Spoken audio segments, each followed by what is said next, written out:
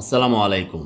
চট্টগ্রাম শাহ আমানত আন্তর্জাতিক বিমানবন্দরের প্রতিটি শাখা উপশাখায় দুর্নীতি এমন পর্যায়ে পৌঁছে গেছে যা আপনি কল্পনারও অতীত। আমি আপনাদেরকে একটু জানিয়ে দেওয়ার চেষ্টা করছি। টার্মিনালের স্পেস ইজারা কিংবা নবায়নে ঘুষ গ্রহণ, ইজারাদারদের কাছ থেকে মাসোহারা আদায়, টেন্ডার প্রক্রিয়ায় যোগ সাজসের মাধ্যমে আর্থিক সুবিধা গ্রহণ সহ নানা অপরাধে যুক্ত। বেবিচক সিভিল ইঞ্জিনিয়ারিং শাখায় উন্নয়ন ও মেরামত কাজে ঠিকাদারি প্রতিষ্ঠানের সঙ্গে যোগসাজশে নিম্নমানের নির্মাণ সামগ্রী সরবরাহ, অদক্ষ প্রতিষ্ঠানকে কাজ পাইয়ে দিতে সহায়তা এবং ঠিকাদারি প্রতিষ্ঠান থেকে ঘুষ গ্রহণ করে নিম্নমানের কাজের সহায়তার কথা উঠে এসেছে প্রতিবেদনে। প্রতিবেদনে বলা হয়েছে, বিমানবন্দরে দায়িত্বরত 200 আনসার সদস্য যাত্রীদের কাছ থেকে জোরপূর্বক টিপস আদায় করে। কত জঘন্য ওরা! বিমানবন্দরের ড্রাইভওয়েতে প্রবেশের জন্য যাত্রীদের স্বজনদের কাছ থেকে জনপ্রতি 100 থেকে 200 টাকা আদায়, ড্রাইভওয়েতে অপেক্ষারত ড্রাইভারদের কাছ থেকে 200 টাকা করে আদায় সহ নানা অপরাধে যুক্ত। এবিবিএন সদস্যদের বিরুদ্ধে রয়েছে বিমানবন্দর ও সংলগ্ন এলাকায় ছিনতাই ও চাঁদাবাজির অভিযোগ।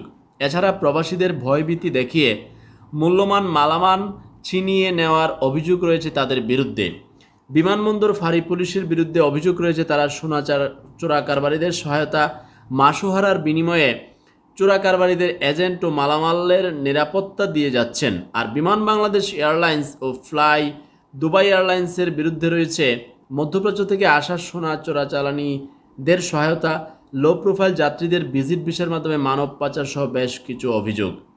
ওই প্রতিবেদনের 5টি সুপারিশ করে, যার মধ্যে রয়েছে চিহ্নিত কর্মকর্তা কর্মচারীদের বিরুদ্ধে দৃষ্টান্তমূলক শাস্তির ব্যবস্থা, রানওয়ে অ্যাপ্রন ও সমগ্র বিমানবন্দরে যে কোনো গাড়ি বের হওয়ার সময় তল্লাশি করা এবং বিমানবন্দরের যন্ত্রপাতি রক্ষণাবেক্ষণের জন্য নিয়োজিত জনবলকে নিয়মিত পরিবর্তন করা। এরপরেও দেখবেন বিমানের লস শোনা যায়।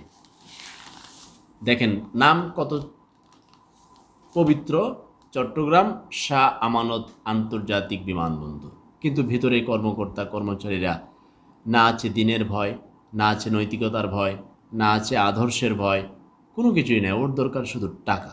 ওইখানে মানুষ যায়, মেহনতি মানুষ যায়, মধ্যবিত্ত মানুষ যায়, উচ্চবিত্ত মানুষ যায়। এক একজনের কাছ থেকে এক এক কৌশলে তারা নানান টাকা পয়সা ছিনিয়ে নেয়। মানে ওরা মানুষের কাতারে পড়ে না, ওরা হচ্ছে অমানুষ। এখন তাদের পরিবারের মানুষজন তাদেরকে যদি লজ্জা দিত যে তোমাদের নিয়ে এত রিপোর্ট হয়, তোমরা এইরকম অতিরিক্ত টাকা কেন গ্রহণ করো, মানুষকে কেন কষ্ট দাও, দেয় না। এখন তার সাথে সাথে তার যে দূষিত ব্লাড তার পরিবারে ছড়াইয়ে পড়ছে। এখন ওই যে চোর, এই যে শাহ আমানত বিমানবন্দরের কর্মচারীদের লিস্ট বেরিয়েছে, এই চোর আবার তার সন্তানকে কি করবে, সততার শিক্ষা দিবে।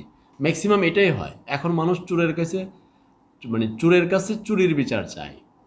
ঘুষখোর দেখা যায় ঘুষখোরকে ধরে, এমন অভিযোগ মানুষ কিন্তু করছে। কেন এই অবস্থা দাঁড়ালো?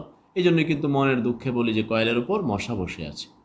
এখন যার কাছে বিচার দিবেন, বিচারের ফাইল করবেন, ও আবার টাকা খায়া বলবে যে না, অভিযোগ প্রমাণিত নয়, প্রতিবেদনে আমরা পাইনি খুঁজে। এরকম বহু ঘটনা আপনারা দেখেছেন।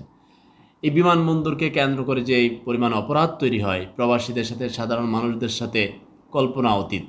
যারা যারা বিভিন্ন এরকম তাদের হয়রানির শিকার হয়েছেন নানান কারণে, তারা একটু কমেন্ট করে জানাবেন। চোরদের চরিত্র একটু প্রকাশ করবেন, জানার উচিত মানুষের।